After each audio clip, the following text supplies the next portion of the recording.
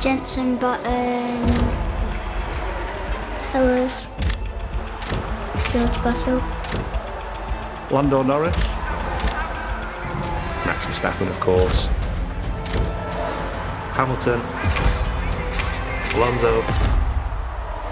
All of the F1 drivers started in grassroots karting. In the races, you never know what's going to happen. Either you crash, you make it. And in the background there's contact there. You win, you lose. There's a lot of like changing emotions in karting because you can be doing really well and it all goes down so quickly. It's just the passion of it really changes you. Everyone gets very nervous. As soon as you go out onto the track, it's just the most amazing feeling ever. The lights extinguished, we're away and racing. It's a good start from the middle of the pack. When we take the helmets off, we're friends, and you put the helmets on and you're not friends anymore. All of our drivers are going to have aspirations to get to Formula One, and all Formula One drivers started in karting. There's that chance that that one person may shine through their career. Down the inside, into centre one. You need a lot of budget and a lot of backing to be able to succeed. You will have people here spending a couple of £100 for a race weekend. You will have people spending well into four figures. You've got to be a little bit careful with where your money goes. You can waste a lot of money. So for 2023, this championship will be the largest kid-only championship. And then he's going to get hung out to dry as down the inside. We've got drivers from 5 all the way up to 15 years old, from Bambino through to our junior championship. We go all around the country. It's very, very competitive, and that's going to be very, very tough. It almost becomes like a drug. It's an adrenaline sport. Contact there in the back of Hartley. It's taken over our lives. It literally occupies my brain 99% of the time. It's just for me. I don't care what anyone else thinks. The end goal is hopefully to get either into F1. I'd like to be a Formula One driver. The end goal's F1. If I was a grown-up right now, I'd definitely race as Lewis Hamilton. I know what Logan can do. Will he become the next world champion at Formula One? I hope so. Who normally wins when you race each other? Me.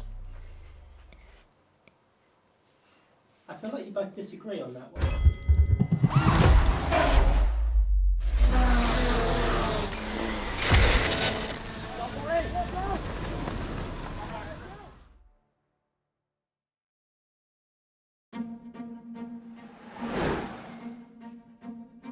Good morning and welcome to Warden Law in the northeast of England. Scattered clouds is the expected weather conditions today. It's a 1,200 metre track, 12 turns with 5 feet of elevation. We are at Warden Law for the first of 6 rounds of this championship, 5 of which will count as we'll crown our champion at Wilton Mill.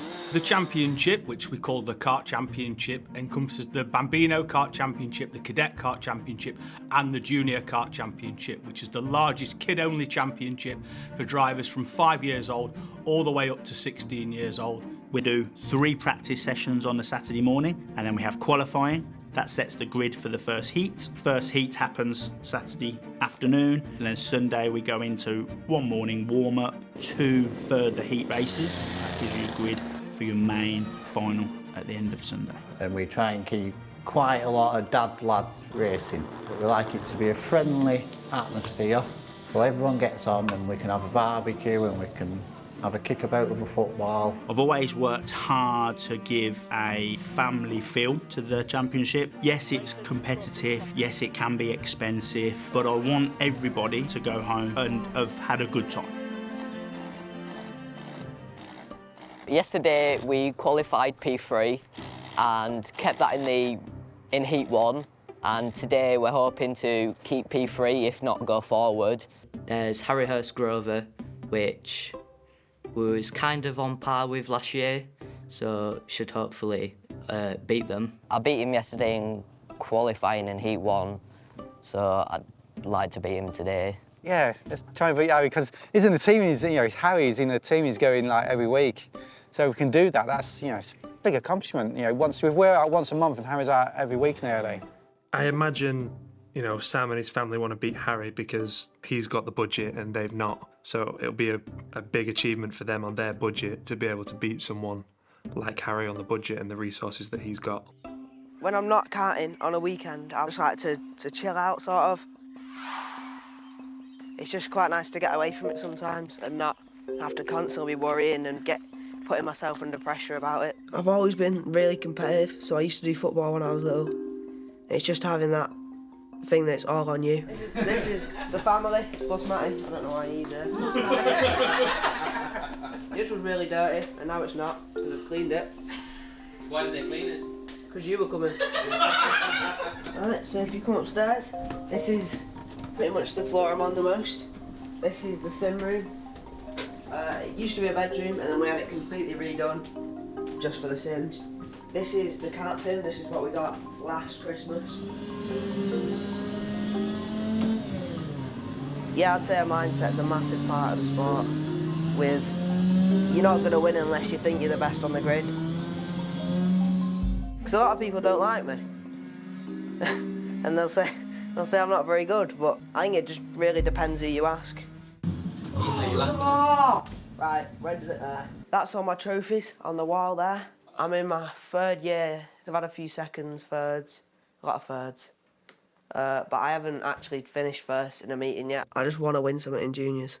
No, I don't want to leave juniors and not win anything. When we first started karting, it was just me and Harry. The karting was quite expensive, so I'd get an invoice and Jill would be like, "What's that for?" So I'd say, "Well, it's for you know, the tyres and that we've had to buy." And Jill only saw 3 times. Yeah, Jill only saw a fraction of it, and she's going, "This is absolutely ridiculous." And first race she came to, that was it. She's been to every race since. What's karting taught you about success, Harry? It's hard to come by. You can't buy it. We're trying, but you can't.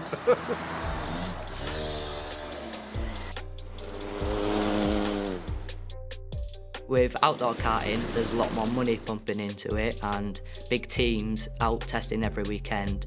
It's all about money really, so if you've not got the thousands to be spending, then you're not going to progress as fast. It's all just down to money, unfortunately. It's as simple as it is and as silly as it is, it's just down to money because everyone is throwing so much into it because everyone wants to be the winner. I don't think when you start in hire karts you truly understand what expenses you're going to have to go through when you do decide to get your own kart. I think a lot of people think they've got the kart, they've got the kit, that's it. But you don't realise what else comes with that when you start racing and all the different things, tyre changes. I think a full set of tyres is around £200 or something like that. So a new chassis is about £3,500 to £4,000. The budget for a year can be anywhere from £5,000–6,000 up to £20,000–30,000. You could be one of the quickest, but then some of the richer people could have faster motors or faster tyres or faster karts, which sometimes does get on your nerves, saying that you are quick but you can't keep up because of their money. I think it's pretty daunting as a newcomer to karting if you were to walk into the BKC and you'd see all these massive expensive awnings, motorhomes. Some of the expense that people go to is, there's no limit. My mum sold her car for us to get into karting. We don't holiday. We had a house in Harrogate we sold, moved to Castleford to be closer to the motorway network. All stuff that we're perfectly happy to do. I'd like to think nobody's spending no more than 50,000 per year in my series, but I wouldn't be surprised if some people maybe was. We don't sleep in a trailer, but we have a tent that we put in the awning and we sleep in the awning. It's not as bad as you think. We have like special techniques where we wrap ourselves up and in the sleeping bags with covers and things. So we're always on the back-hander area, aren't we? We're always trying to play catch-up. My parents have sacrificed a lot of time. My mum makes a standing joke that I'm driving a new car. My granddad pays for all of it. He works pretty much every day, other than Sundays. But obviously when we're racing, let's say we go Wilton on Wednesday, BFI on Tuesday, and then we're at a race weekend, that's not a lot of days of work that you can do. So then the next week, he'll have to work all the way through the week to be able to afford it. So it's literally non-stop work for him. How much money do you think you're going to spend on Harry this season? 40,000, something like that. Ridiculous, isn't it? Makes me cry. Oh, I've got tears going in my eyes. I mean, it's good that they pay for it, but they are a bit mean sometimes. I tell you what, if we're mean to you... They do swear at me a lot. We don't. Well, it's nice, it's not swearing. It's not swearing, it's banter. Did you say what you called me yesterday? No. I'm completely new. I'm a novice to karting. I've got no experience in it whatsoever. Me and Logan are completely self-taught. I've seen Logan come off the track in absolutely floods of tears, hysterical, not actually getting out of his car because he's so upset because of himself and the way that he's put the pressure on him to deliver. Right, look. Right, you need to stay calm and stay focused. Right. I have sometimes felt pressure. This happens to all drivers, like they get a bit nervous or they sort of try to get away. But sometimes that trying just ends up to spinning. It was only because you got knocked off, so we can't do anything about that. That is what it is. Right? Can't do anything about that. So I think you've probably got the pace. I've had to have a very steep learning curve on how to motivate a just 8-year-old little boy. And I've tried different techniques, and I've tried hard love, and I've tried good love, and I've tried happiness, and I've tried giving him everything, and I've tried giving him nothing. And that's been really hard. What more can I do? I can't sit here and go, yeah, everything's amazing, Logan. You know, don't learn anything from it. You've come off the track, you've gone from 16th to 20th, everything was amazing. That's not what happened, that's not real.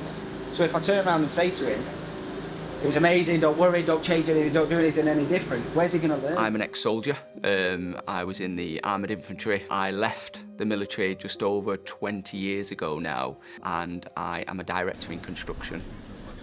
What I want you to do this time is to stay strong on this first corner. Okay? If you start to get squeezed, hold onto the steering wheel, push yourself back. Right, stay strong, stay on your line. Do not just give up your place very easy. My suit, it's got a big black part in the middle, and it literally says light up and live. The light up stands for is be happy, and the live just stands for do what your dreams tell you to do. Don't live your fear, live your dream. I think, you know, his resilience and his charisma and his attitude towards driving is fantastic at 8 years old. Do you deserve to be in this place? No. No. Where do you deserve to be? Top 10. There. Top 10. So we've got 6 karts to pass. If you capture Logan or you see Logan when he's sat in the kart, he's normally very focused. He doesn't really look around what's going on. He'll sit there, he composes himself, he'll watch he'll look at in front of him, you'll see him test the steering, and I kind of know that he's ready. He's very much, and I know what I need to do, and I'm going to do it.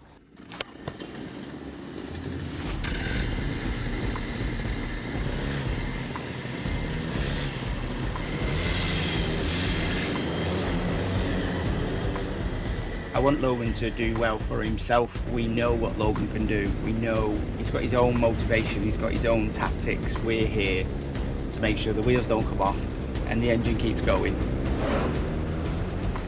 Lights are out and we are away and racing. It's a good start by Fabricius off the front row.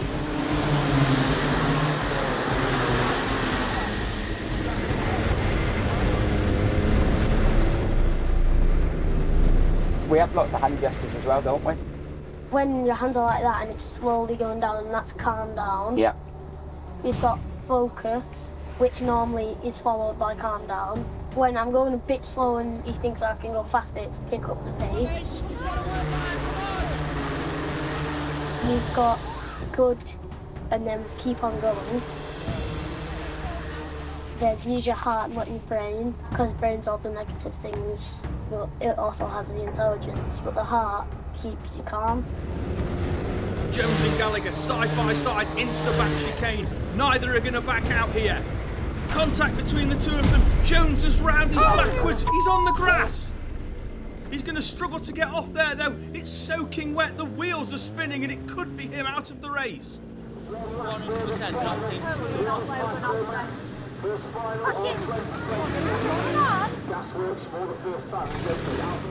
The brain's just like, well, you just spun, so what's the point of carrying on? I mean, you're at the back now, so what's the point? But if your heart is louder than your brain, it's like, and I can pick up these places, I can do it again. Logan is a fantastic young man. That's the only way I can describe him, to be honest. He's resilient, he's ambitious. I can see him pick himself up, dry his tears and jump straight back in that car and absolutely, you know, drive his little heart out. Oh, you're amazing to watch.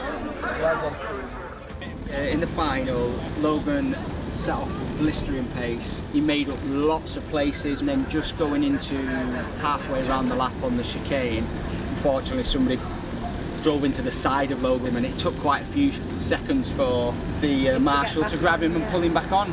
But then when he did, Logan set off like lightning and drove Little ass out. sensational. Fantastic. Instead of braking for like 1 second, I was braking for like half a second. Were you? So you barely quicker feet. touching my brakes. Good, good. So from that, we've just improved your own little technique. It's great. Well done. As soon as the helmet goes on, I think everyone kind of forgets that they're children. And that's what they are. They are literally children. Putting so much judgment onto them, you're putting so much pressure onto them. And you've got to remember, these are kids who, they're still wetting the bed. This one's a first place one, and this one's a first. Yeah, so I've got this one and that one for the indoor karting. First ever championship we ever did, won the summer and winter that year. How do you feel sort of collecting them? Proud of myself that I've won these, and I've earned them, I think. This season, I can't say I've kept tabs on it, but I do record everything that we spend. I think it's going to be less than 10k, I'm going to say. There's not necessarily just the teams, but some individuals that pay a lot of money every weekend. To help us out, for the last couple of years, we've put, say, a small chunk of money away each month, because we didn't have to go to work because of COVID and stuff. I could save on the fuel, so the fuel money got put away in an account just for racing. Sam can come across as really calm. You being your driver yourself, whether Dad set that cart up or right or wrong, you'll go out there and you'll be clean, crisp on how you've driven. They were talking about last year as well. I think there was talk about you last year being one of the best drivers. It's been, because we had someone special coming around today, we did put loads of stuff in it.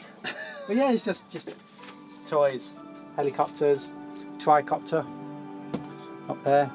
Yeah, there's lots of stuff in there, lots of Raspberry Pi stuff, circuitry stuff, little robots. But yeah, servers, cabs. So it's a bit busy in here at the minute. Got my main monitor. This is what I use for sim racing. When I'm sat in this chair and I press the brake pedal, I just go flying back there.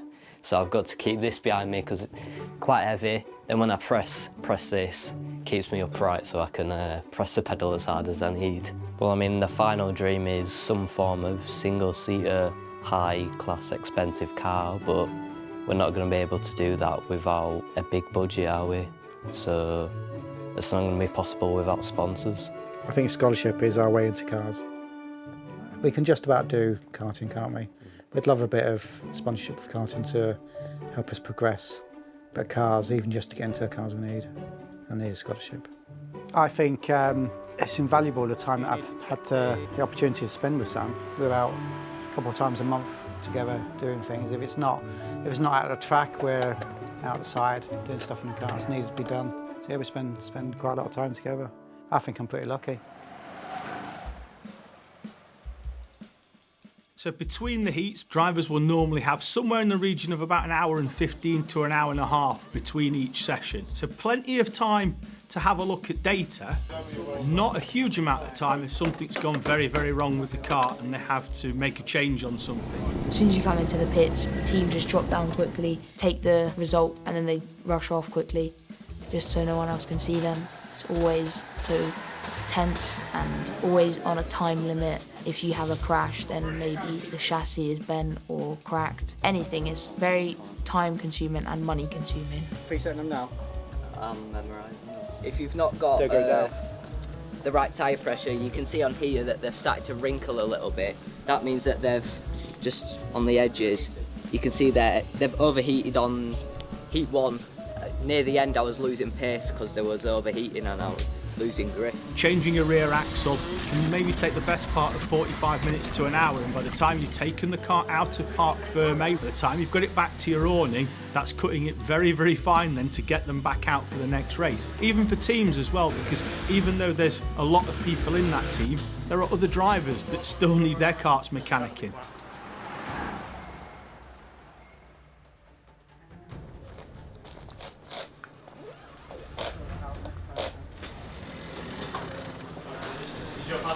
Yeah. Just announce it.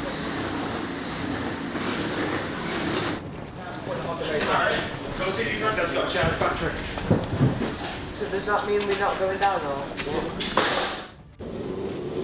In almost every race you watch, there will be a retirement for one thing or another, be it mechanical, be it contact, and it really does have a huge impact on people's race weekend. It's not started. What? So you have to be at the dummy grid 2 minutes before the previous race finishes. No ifs, no buts. If you're not there, that race starts and you don't go out. So when we're getting ready to go and all the team leaves and we do our check and fire the engines up and realise that Harry's doesn't start, oh shit, panic stations. If that engine doesn't start or they think that there's a problem with it, then they have to go through a very, very quick diagnosis. It's often quicker just to change the engine rather than trying to diagnose the problem.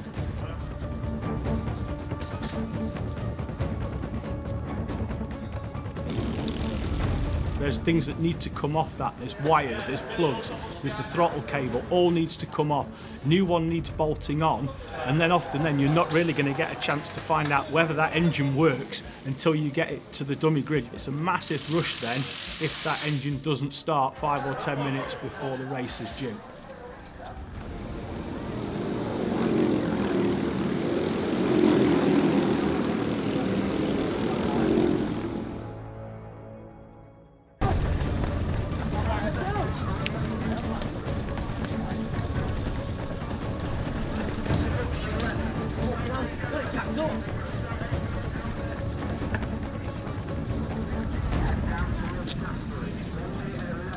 Done that way too many times today.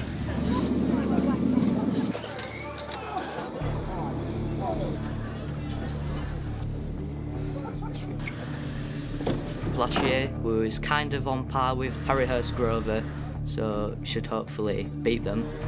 I just want to win something in juniors. I don't want to leave juniors and not win anything. If you win, it's because of no one else, it's because of you and your mechanic, that's it. So yeah, I want to win JKC.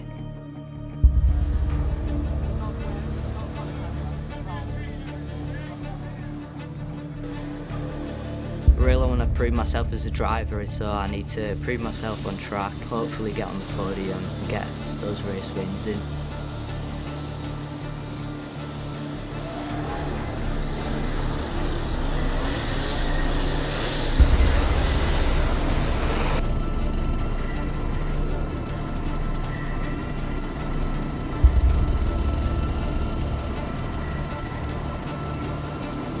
Into the tram lines they go. Lights go out. We're away and racing in junior road tanks. Everyone gets very nervous. Everyone's really close together and we're all going flat out into the first corner. It's a good start from Harry Grover, up into third place, having started in fourth. Sam Stoner has a quick look down the inside of Gregor Reed. Reed, though, runs it all the way round the outside and holds on. Reed alongside Harry Grover into turn one, and he's through. Back up into third place, Grover down into fourth. Now Harry Grover's got Sam Stoner right behind him. Sam Stoner under pressure here from Benjamin Lee in the 33 kart. Benjamin Lee gets down the inside of Sam Stoner. Contact between the two of them. Lee backs out and allows Stoner to retake his position. Callum Foster connects with the back of Martin Wright and does very, very well to keep that kart out of the tyres. Sam Stoner battling now with Harry Grover. You don't want to be too aggressive to them on track that you're going to then annoy them as a friend, but you don't want to let them do what they want and not get past them. Towards the tail end of the race, particularly when the drivers are going to be battling for victories, there's going to be that extra dynamic where they're going to have to try and find their way past slower drivers. Back markers are the slow ones, so they started up at the back of the grid, and the front runners obviously finally caught up with the back ones. Looks like we've got some back markers ahead for our front runners to try and make their way through. Sam Stoner's going to get balked by the traffic. No lead now. Here's the one being balked by the traffic.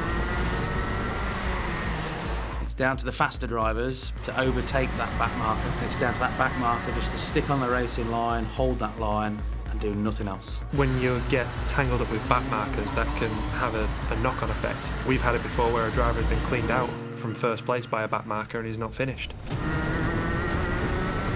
Down the inside goes Harry Hurst-Grover on Gregor Reed. Reed runs that one all the way around the outside. Hurst-Grover's going to try and get the cut back down the inside and will do as they head down towards the back chicane. Minute and 50 remaining. Down the middle straight they go. Bartek Filipiak on Sam Stoner. Stoner closing the door. Out at the front, there's more lap traffic in front as they're trying to find their way through here. Harry Hurst-Grover's been hung out to dry from third place. He's going to be down in sixth. Hurst-Grover not at all happy. Out to the final corner though comes your race leader, Ollie Naylor.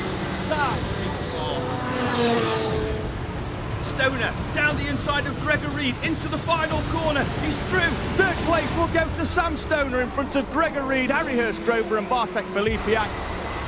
Harry Hurst-Grover is absolutely furious. There's Harry Hurst-Grover, clearly not at all happy. Hurry, hurry! I don't hang your helmet on the fence. Hurry. Calm down. I know. Stop hanging your helmet. You'll often see drivers that have not had the race they expected or something's happened that's upset them. They'll keep the helmet on for a little while. Might hide a tear or two that they don't want to show outwardly to other people within the paddock, because karting is a very, very emotional sport. How'd you get past Harry? I didn't see that bit. He get caught up. I don't know, mate. Told you. It could be a matter of winning back markers. I went from 5th to 3rd on the podium. Last corner it was a break it or win type of send into the last corner. Made it, he moved out of the way.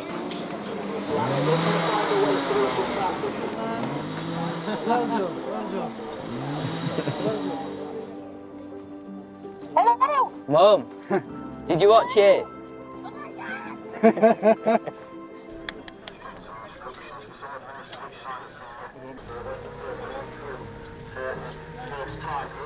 Running in third on the last lap. Got behind the back marker. I didn't slow down. I don't slow down then. I've gone for a move. He's turning on me. Put me on the curb. 2 of them have gone past. Like 3 of them have gone past. I managed to get one of them back before the end. Got down to like 6.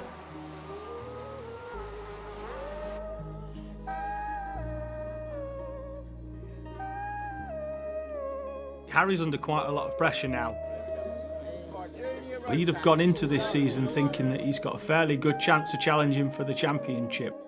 Now he goes into the rest of the year knowing that he can do it, but knowing as well he can't take unnecessary risks in order of not losing too many points.